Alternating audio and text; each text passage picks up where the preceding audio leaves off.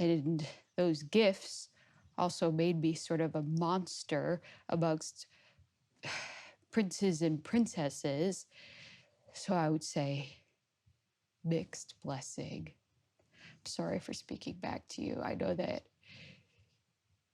in some trippy way, you're kind of an authority figure, so that was rude.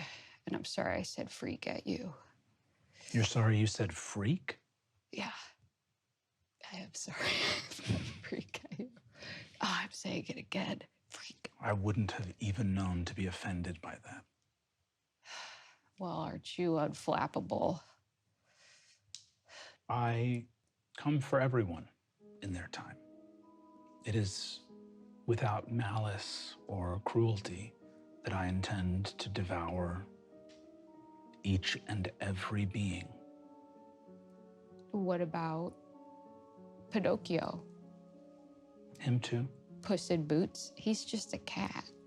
I think the true cruelty would be for me to spare some and not others.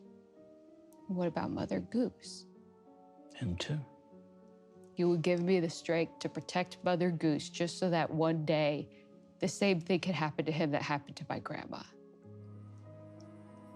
The only time you will accept to make your life worthwhile is forever.